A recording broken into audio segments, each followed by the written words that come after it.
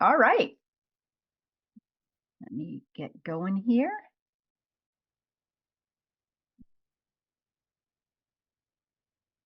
Hello there. Hello there. Welcome back to another episode of the Awesome Life podcast. I am so excited to be here. And,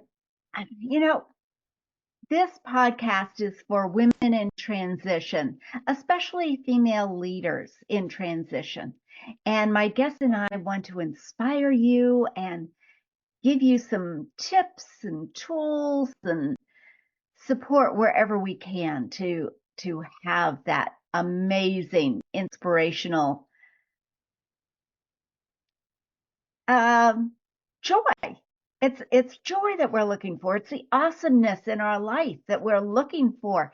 And so the guests that I have, as you know, my guests are absolutely awesome. And this wonderful guest is no less than that.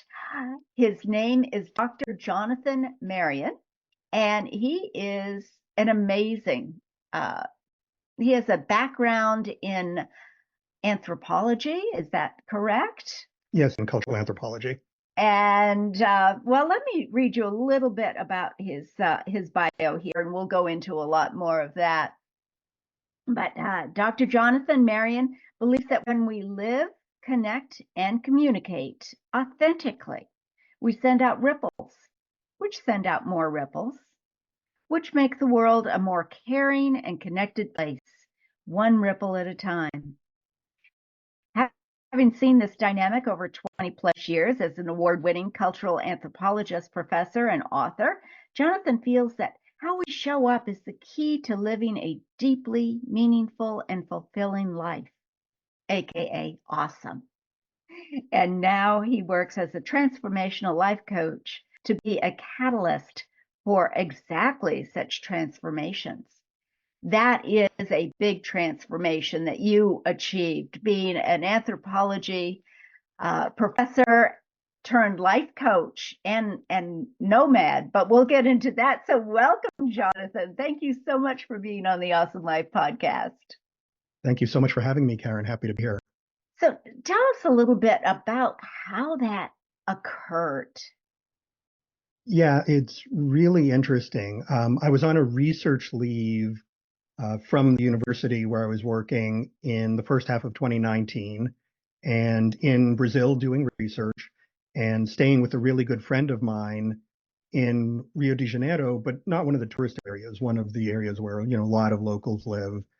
And there was one day I was sitting in the living room there and I'm going, wait a minute, this person, my friend Geronimo, very generously gives me a spare room to stay at when in his house, but it's smaller than my closet of my master suite in my house back home. But I feel more at home here. What's that about? And so when I really started to dive inside and think about it, I realized that as much as anything else, it had to do with the friends I had in Brazil. They knew what I did professionally. They were proud of me. They were proud for me, but they didn't care. They loved me, the person, not any of the external measures of success. And it was a real sort of moment of, wait a minute, I can't keep going down this route, especially in academia where it's, what's your latest publication? What's your latest grant? What are your teaching evals? And it's always these external measures. And so that's when I said, I need to look at something different.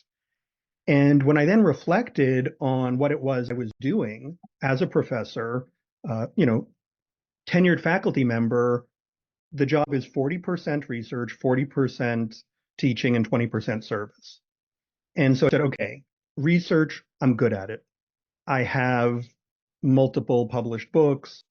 The most recent one had won an award. I'm good at it. I don't love it. Professional service. I've been the president of a couple of national organizations. I'm good at it. I don't love it. Teaching. Okay, there's something there, but it's not the in the classroom delivering content. More than anything else, it was the 10 or 15 minutes before class or after class when students had their own questions, or when I was working with my graduate students who were working on their MA or PhD projects. And it was really about helping them decide and figure out what their questions were and how they were going to find their own answers and being the support structure for that. And the more I thought about that, okay, helping you figure out your questions and how you're going to get your own answers, now we're talking life coaching. Oh, I love that. So you really did take a lot of time to do some soul searching on your own.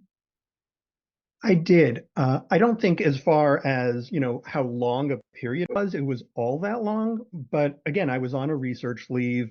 So I was there living amongst, friends and going out into different dance community settings because that's what I was doing research on was the dance form of Brazilian zouk. I have former publications on competitive ballroom and salsa, all before the TV shows even started. Um, and so a lot of it has to do with people who are actually living in their skin, right? I mean, it's these embodied practices.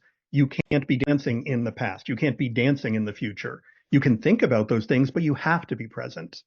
And so I had a lot of time to just be present and spent a lot of time, even if it wasn't across a very elongated, frame, really thinking through what were the things that mattered to me.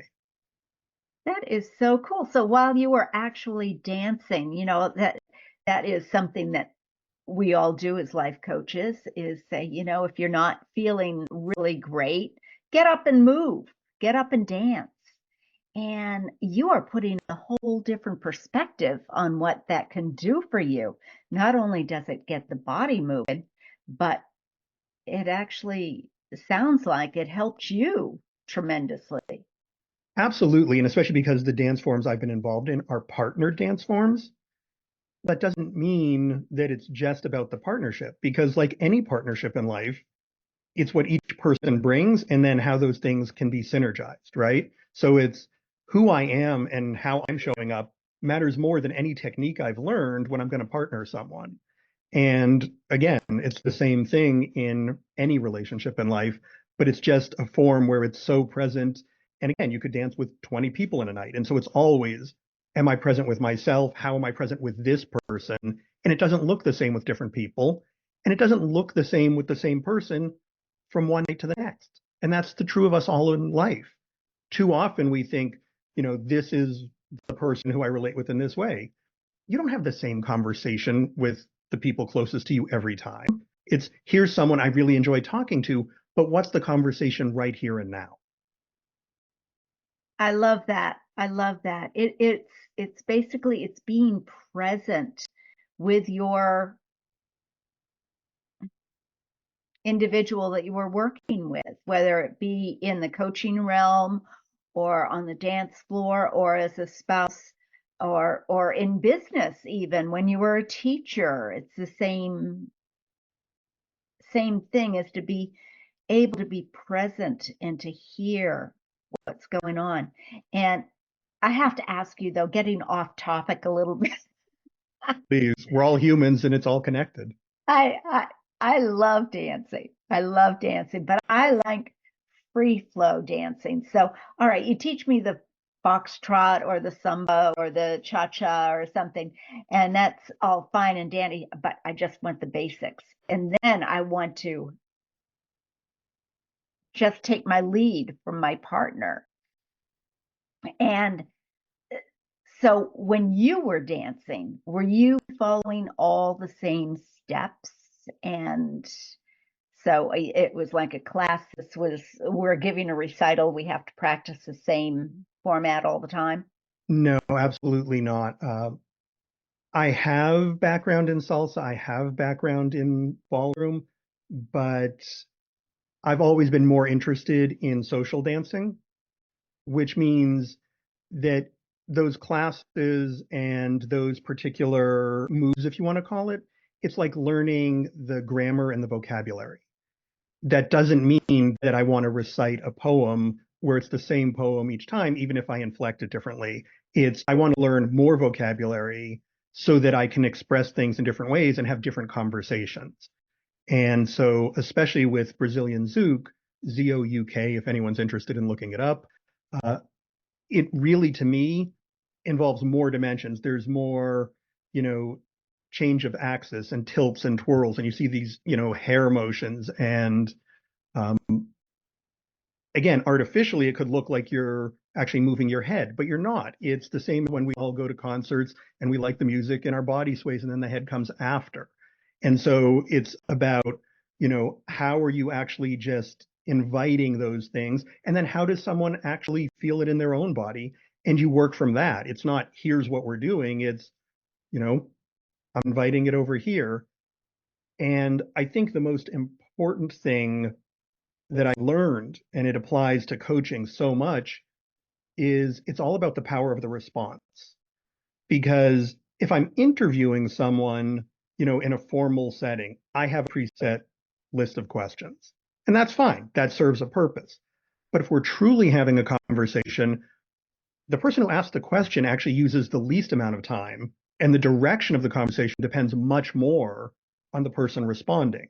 So when I'm leading a partner in dance, yes, I'm inviting a certain movement, but how they interpret that, what their body does with that, that influences the shape of our dance far more. That's the same in life coaching, right? Yes, I'm going to give you a prompt because I'm trying to shine a flashlight on, what's going on where maybe it's a little less clear for you. But you're the one who decides where this goes. I'm not the expert in you. And this is where my cultural anthropology background comes in. Because as a cultural anthropologist, I would never go into a different cultural setting and think I knew more than the people I was with. I'm there to understand what's going on for them. And because I have some outside perspective, I may be able to translate it in a different way. But they're the experts. And that's what we do as coaches too. You're the expert in you, not me. I just have a perspective and I can be a mirror that may be a little clearer than when you're in the midst of it yourself. I love that. That is such a simple yet powerful and perfect explanation of what life coaching is. So you ask those questions and uh, let them lead. A good coach is always someone who listens Mhm. and allows.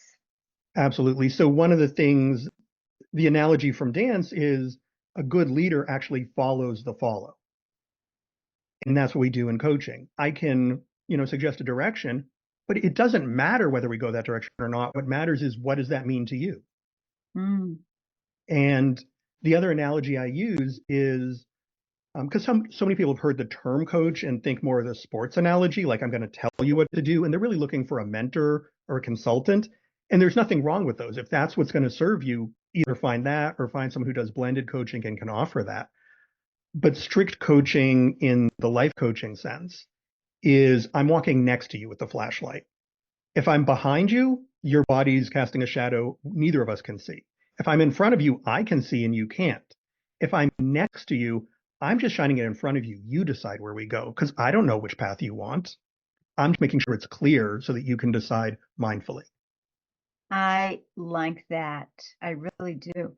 And it is that's why I call myself more of a mentor because I my certifications up the yin yang in coaching, every aspect of coaching. And I realized that if somebody is really struggling, I couldn't see their pain. They didn't they don't we don't know what we don't know. Mhm. So true. And to see their pain, it was just more than I could handle. If I had a good idea of what it might be. And by asking that question, it can also enlighten them to, well, no, that's not it. However, this is. It gives them that prompt. And but it also is all right. That's exactly it. What do we do about it now? All right, this is what, and that's where all right, I'm more of a mentor. But again, there's what serves each person, right? Exactly. And Exactly. there's nothing wrong with offering, blended offerings, but it's all about, the transparency so that it's ethical. And so if you're providing what someone wants and needs, that's fantastic because everyone needs something different. Yeah, it's all about what it is that you want and getting clear on that and what you are doing and when you were working, it sounded like as a teacher, what you were wanting was that connection with the students, but the achieving that only happened in those few minutes in and out of class with only a couple of students at a time. Did that bring up a lot of stress for you when it started to become obvious that you maybe were not happy? So I think part of that is academia has shifted a lot. And so I had been faculty member for well over 20 years at that point, in different capacities. And uh, it's not true everywhere, but I think more and more uh, universities are looked at in a business model. And when the upper administration started including questions on, they're called student evaluations, but really it's satisfaction reports. It's not an evaluation. You don't have the framework to evaluate the effectiveness of the teaching. You can certainly say, how much you liked it. What was your satisfaction with it? But when there started to be questions, how useful or how important was this class for your future career? That's like, no. Maybe if you're 18 or 19, you don't know the answer to that. And maybe not every class needs to be about career. Maybe it needs to be about, you know, how do I ask questions about the world? How do I understand things going on around me? What are my values? How do I understand people who maybe have different backgrounds than I do? Like, ultimately, that's of course about your career because it's about how we interact with everyone and everything. But maybe at, 19 years old, 20 years old, you don't see that yet. And when the entire framework that I was working within, was basically treating every class as aggrandized, job certification. And don't get me wrong, there's nothing wrong with trade schools. Again, I'm a cultural anthropologist. I go and study from people who there is no formal education, and I'm the student. There's so many ways to have knowledge, to have wisdom that are equally valuable. But within this framework, it didn't make any sense to me to say that everything just has to be about employment. So, yeah, bringing that really could be very stressful, couldn't it? When it's all about Mhm, employment, when maybe that's not what you want, mhm. right? It was really funny. The last 10 years of my career, I was at the University of Arkansas in Northwest Arkansas. But before that, I had been in Southern California doing part-time work at different universities.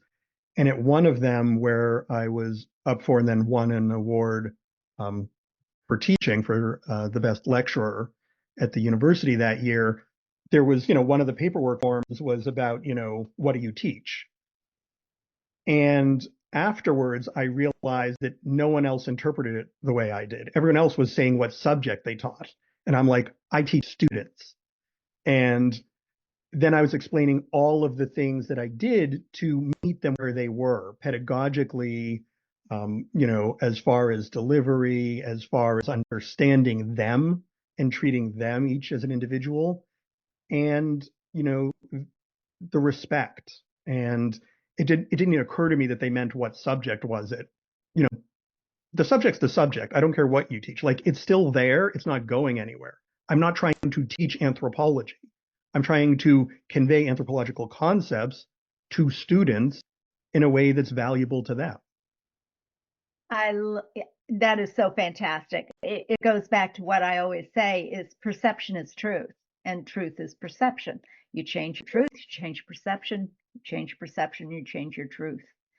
And and I really am drawn to you, Jonathan, because that just sounds like me. It's like everybody else is answering the question the way it's supposed to be answered, and I answer it in a way that seemed right to me. That's the way I understood it. Am I the odd person out?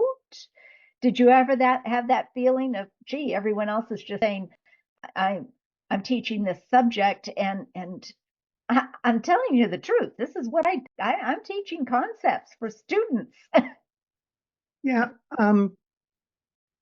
I don't know, honestly, because I think that what happens is I really believe that more people think in different ways if you really take them outside of the context.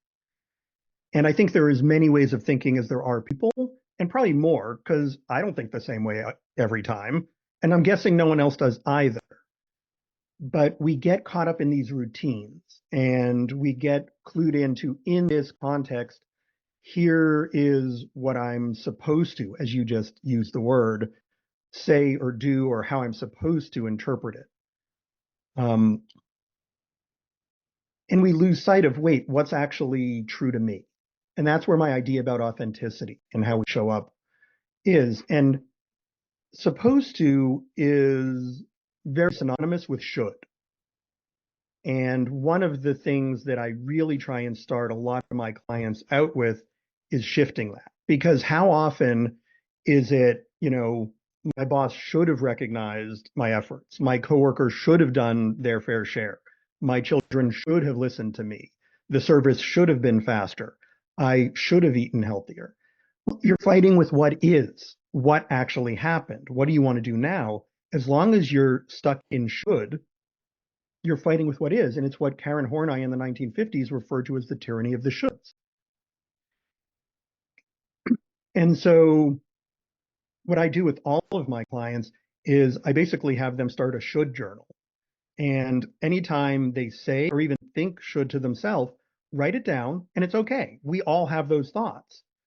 But at the end of the day, I want you to go back, cross out the should, and rewrite it with could.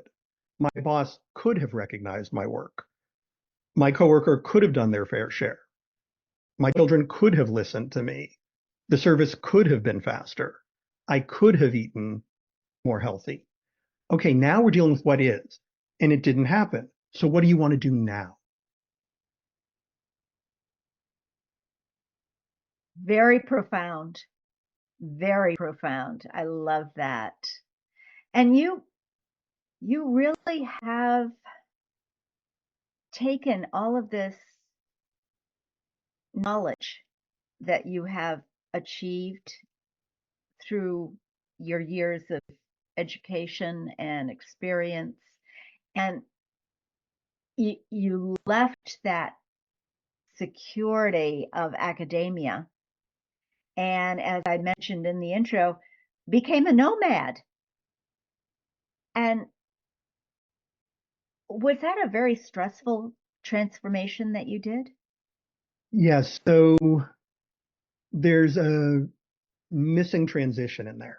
So Okay. it was the first half of 2019 when I was in Brazil and realized I wanted to go a different direction. I did the research and really found that life coaching was, what I wanted to do and where I felt I could, really be the most authentically me and offering the most back. And I researched the different programs. And then when I got back to the US in, I think it was June of that year, uh, you know, got in touch with a couple of programs that were at the top of my list and found the one I was going to go with. Now, an interesting piece is while I was in Brazil, one of the instructors I worked with in Sao Paulo in March of 2019, best human being I know, we had a long conversation about the difference between valuing doing versus being. Mm. And I think that's so much of our society today. It's, the what and the doing and the achieving. And I really thought I was on team being. I really thought I understood it. And then in early November of 2019, there was one day I had just gotten back from a conference in San Diego. I knew my back had been stiff the last couple of days, and especially driving back from the airport. I thought I was going to go to the chiropractor that day. And on November 4th, 2019, I went to get out of bed. And the minute I put any weight on my right leg, there was this lightning bolt of excruciating pain that shot through. And I collapsed to the ground and I had to drag myself on my elbows to even get across the room. And through a lot of mismanagement and mishandling, we didn't even have the correct diagnosis for more than a month and a half. Uh, but basically, it turned out that there was actual nerve damage, L3 on my right side, For 5 weeks, I couldn't even roll over on a side on my own, Mm. and I was flat on my back. And then I was only able to start walking unassisted again right as the pandemic hit. Mm. But during those 5 weeks, when I was literally flat on my back and having to post on, my social media, anyone local who can stop by for even 10 minutes a day. I need you to refill a water bottle.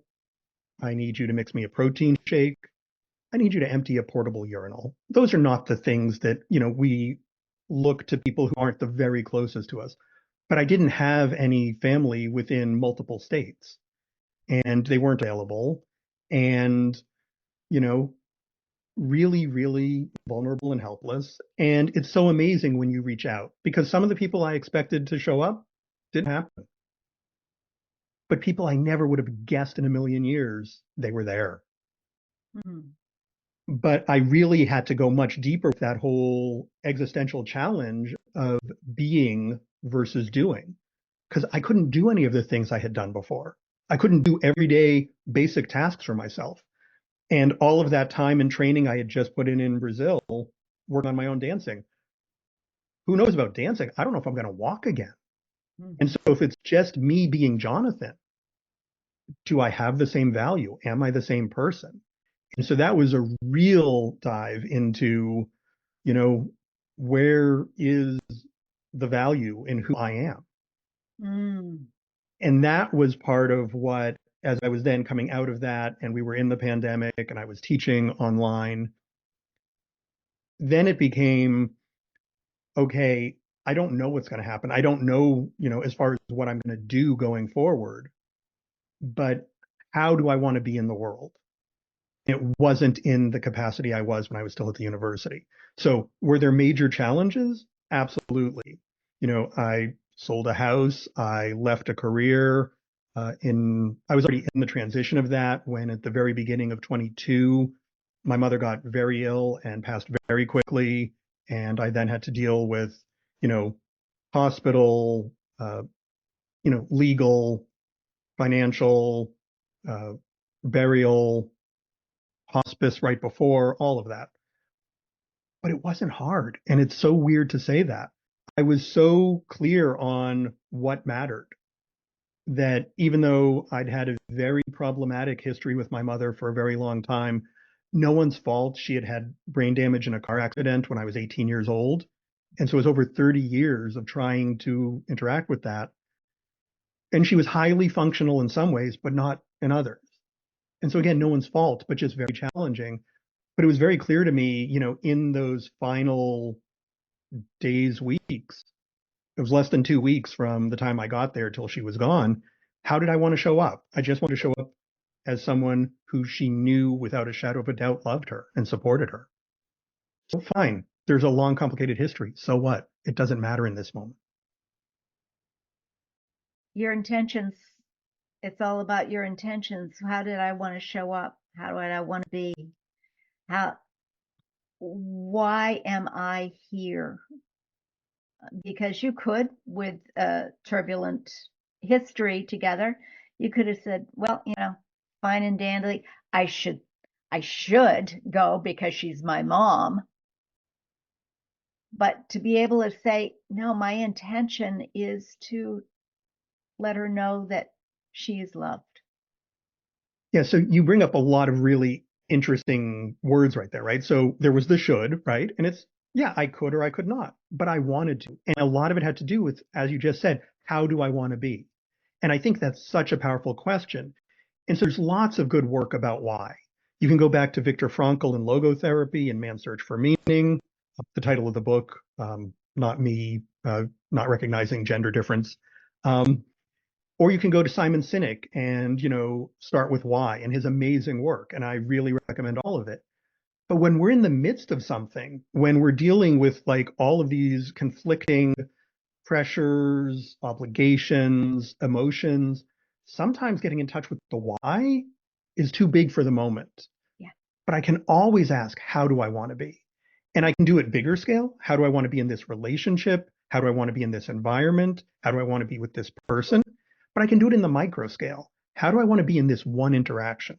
How do I want to be at this one, family get together? How do I want to be in this one phone call? How do I want to be in this one job interview? And so it makes it much more approachable to focus on the how instead of the what. And then the other word you brought up that I think is so important is intention. And so I think as long as we're talking about how do I want to be and what's my intention for myself, so valuable and so important to consider. The minute that we have an intention for how something's going to turn out, we've actually really entered a danger zone because I have no way to control how things are going to land for someone else, what's going on. And so one of the other shifts, I already talked about shifting should to could. I really try and shift intention, not for myself, but for anything else, to interest. Mm-hmm. I can influence how I'm going to show up. I can have an intention for that. I'm then going to show up open minded. I'm interested. And that can be in really loaded situations. That can be about, am I keeping a job? That can be about, the most important partner in my life. But the minute I have an intention for how something is going to influence someone else, it's about control. As Absolutely. a exactly. And as opposed to here's how I want to show up, and I'm interested in an outcome, but I'm not trying to influence it because again, that's fighting with what is. You can never control another person. You can only control yourself and how you respond to those situations. And if you have the intention of for yourself, as you're saying, what is uh, going back, what is my intention for being here? Mhm. Being true to yourself, then you can look at other things with that interest of, oh, well, let me think about that. Yeah, that doesn't quite compute for me.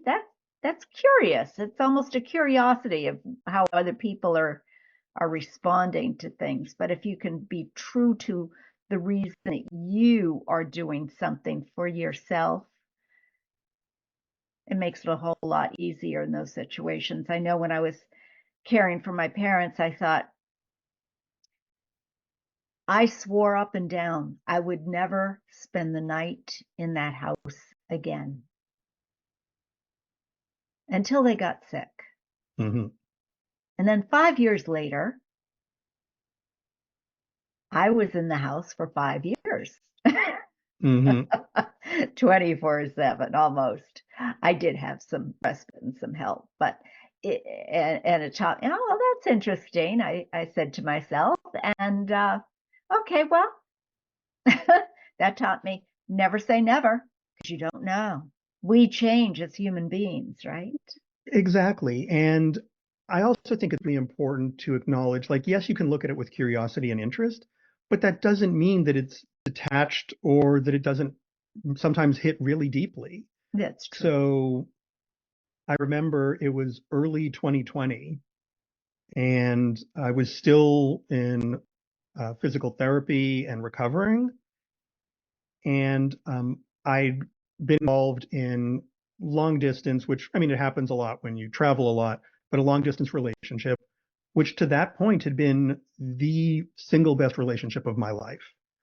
And again, I wasn't super mobile, it was long distance. And so we ended up breaking up over the phone. And it caught me a little by surprise. Um, some of that was we had spoken many nights in a row, and some of that was she had intended for it to happen already, but then she caught that I was, finishing an overnight deadline for an article, and then I hadn't slept in 24 hours getting it in. And she was an amazing person and wasn't going to like put that on top of it. But so I thought, in my back of my head, being really overtired and overworked, it was like, oh, okay, we're talking every night. Didn't see it coming. And it caught me off guard. And yeah, there was a lot of feelings.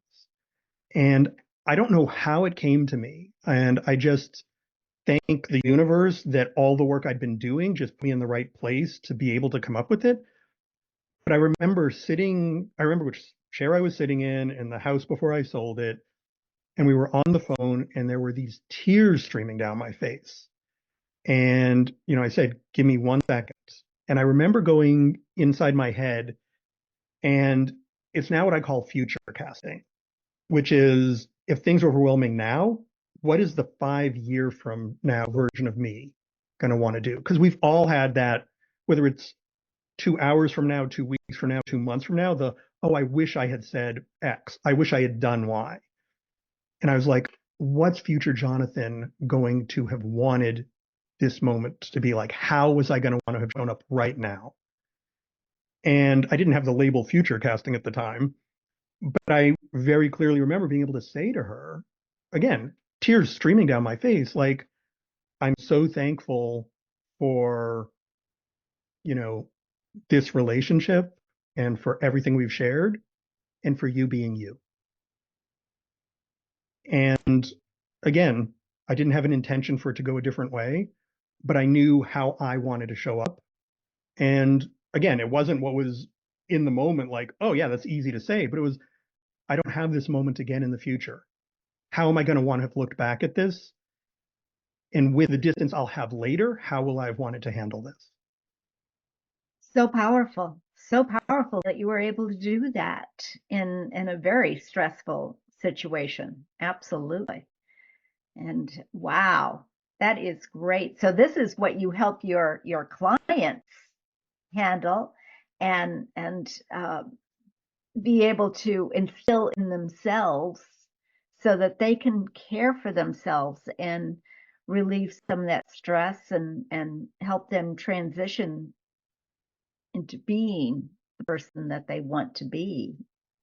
Absolutely. And again, that being is so important. And it's so important to me that that's actually the acronym that I use for my entire model to coaching. Oh, I love it. Tell us. Absolutely. So the B is for begin where you are. Because I think so often when we know that we want to change or a shift, we just start trying to do something. And I get it. The impulse is real, the energy is real, the need is real. But if you're talking getting, on your phone and, trying to map something or GPS in your car, it needs to have a signal to know where it is before it can map anything. And if you look at, old paper maps, yeah, they can be the best ones in the world, the most accurate. But if you don't know where you're actually starting from, you can't navigate anywhere. And so the first phase of that being strategy is really taking stock. It's going, what's actually going on? Not the how do you think things should look or where do you wish they were, but it's what's actually the case. And that includes, what are obstacles, but also what are opportunities? What are strengths? What are challenges and why are those challenges? And so we start with B for begin where you are. Next, E is explore where you want to go. And to use the travel analogy, it's easy to say, I want to go on vacation. Great. But some people want to go where there, are museums and ruins. Some people want to go to the beach. Some people like the mountains. There is no correct answer. And at different points in our lives, we may have different things in mind. You may want to go somewhere different when you happen to be single, you happen to have a partner, you happen to have children. Different things are going to be appealing at different times in your life. If you are going with your children, how old are they? It's going to change what you want. So let's explore that. And to, translate that back into, a real world example, too often we got caught up in like, okay, I'm going to apply for, the promotion at work. Why? And I'm not saying one shouldn't. If it's something you really want and, that's the career you want to progress in and it's a good opportunity or it gives you more of what you want, great, go for it. But so often I end up hearing people, well, I'll get a better office. Okay, why does that matter? I'll get a raise. Okay, great. I get it. But what comes with that? And so if it becomes, well, then I'll be able to go on vacation with my family, and afford more. Why is that important? Well, spending time with them is the thing I treasure the most. Okay, great. Are you going to have more time to spend with them if you have that promotion and the more responsibility? Oh, maybe not.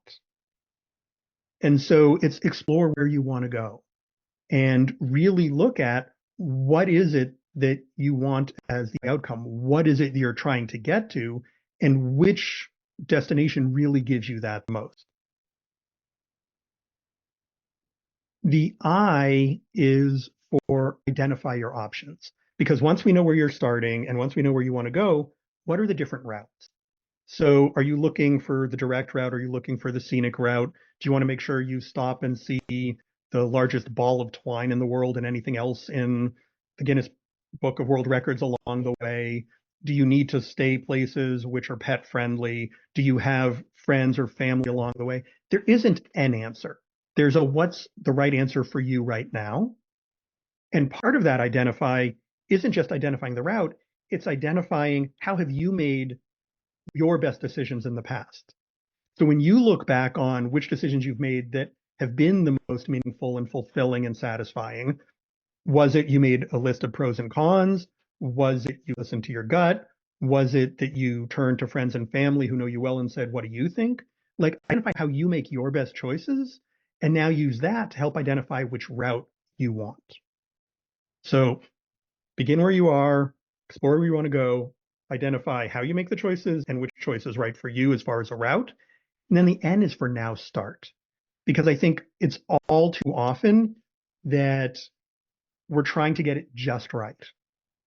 And that's, the trap of perfectionism or the I don't want to make a mistake, as opposed to if you know where you're starting, you know where you want to go, and you know why you've chosen the route, there may be detours. So what? You still know what's important to you.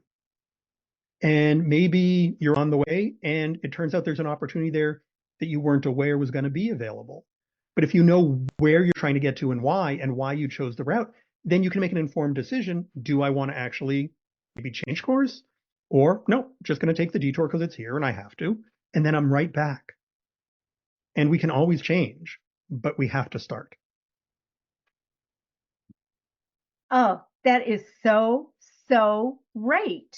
And I think what you are suggesting here with all of your information that this wisdom that has come out during the podcast here with you, Jonathan, is that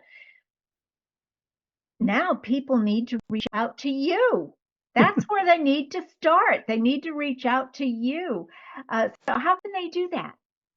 Well, so I would say two things. One, reach out to me if I'm the right person for you. I think it's so important. And as we were talking about, you do something different than I do. And what does someone need in a given moment? And that it's not even, you can only do one thing, but look for different people. And so the only thing I want to finish with before I'm happy to share that information is the G in being, which is get your best life. And I don't mean Sorry, my spelling was never my big thing. Well, I take it more as a compliment that you were so caught up in like what it was that you were just rolling with it. Um, and I only want to come back to this because get your best life doesn't mean you're done, but it means too often we're so busy even after we've started that we just keep going because we're going and it's working, but we never actually stop and appreciate the difference and the changes we've made and consolidate what we've actually learned along the way. Because the whole point with this strategy is it's not a one and done, it's a strategy that you can now use for anything. And it works for, nonprofits and businesses. Begin, explore where you want to go, identify the options, start, and then actually appreciate the difference and use that to triangulate anything more going forward. And so the way that people can get in touch with me, excuse me, something in my throat, is through my website. It's stepsalongtheway.global. Again, I'm a nomad and I also work with people from anywhere and everywhere. If I can support you, I want to. And so it's Steps Along the Way Global, or sorry, Steps Along the Way.global. And then the other piece is if you just want to hop on stepsalongtheway.global /schedule, then welcome anyone to just sign up for 30-minute, absolutely complimentary consultation. Let's talk. Let's see, if we're a good match, if I am not the best match for you, if I have any ideas for you, or if I can just even give you a little nudge in a direction that's helpful for you, happy to do it. Oh, that is so terrific. It is so great. And he is Jonathan makes himself so available. I have to tell you guys, when I first spoke to Jonathan, because as he said, we have to be the right person for our clients and for each other. And I don't have people on the podcast that I don't feel good about, that don't have the energy, that are the positive hopefulness, which is what we all are looking for, is more hope that we can have an awesome life. And so my guests and I really have to have some sort of rapport. And that comes with a pre-call. So he was in Portugal when we talked. And then a couple of weeks later, you are now where? I'm currently in Northwest Arkansas near where I used to work. And from there, you're headed to, Most likely back to Brazil for a month or two. ah, so if you are interested in becoming a nomad and transitioning into something that you can be fulfilled with, that can really find your spark, be alive. And like John pointed out, he may not be the right person. May not be the right person, but by golly, there is somebody there for you. And that's what this podcast is all about. Take him up on his offer, because as you can hear, and if you come over to YouTube, you can see this wonderful gentleman who truly walks his talk. And that is something that not everybody does. I don't know if you realize that, guys, but not everybody walks their talk. So when you find somebody that does, take a moment and listen, be in that moment and recognize. So, any last words, any last messages that you would like to share? Or Yeah, I think the framework's there, but just I would double down on what you said of, find whoever is right for you to give you the type of support you need in the moment. And we all need it at some point. Um, we're not, again, comes from my, anthropology background. Like humans did not grow up as, species as being solo. We, evolved to all have, community and support around us. Culture is learned and shared, and, it's context. And so whatever it is that supports you, find that. And if it shifts, it shifts, but show up how you want to show up. fantastic. And the fact is that each moment is a new moment, and it's okay. And the help that you might have needed yesterday may not be the help that you needed today. So it's okay to have a lot of resources in your pocket. Yeah. So, yeah. Sorry, didn't mean to cut you off. The way I think about it is like a safety net, right? Mm-hmm. And so the more strands that you can have in your net, actually the more secure it is. Because if any one of them doesn't show up or like, is a little more brittle at a given moment, it's not all reliant on that. So it's what are the different types of support that I have available as part of my safety net. So then I can go forward knowing that I have that behind me and that it's not that fragile. And I call it a toolbox. And it's all, you just need to have the right tool. You have that safety net, and I love that analogy too, that safety net, because that lets you have all of that support underneath you. So even if one, and it might even be you, that is having that little string release or break at the moment, you're not alone. You're not alone. And that is fantastic. Well, Jonathan, thank you so, so, so much for being my guest on the Awesome Life podcast. It has been an absolute pleasure. And be sure to reach out to Jonathan, have that consultation. And of course, the information and the link will be in the show notes below. So, and come over to YouTube. and watch us on Conversations. So until next time, and always, be awesome. Thank you.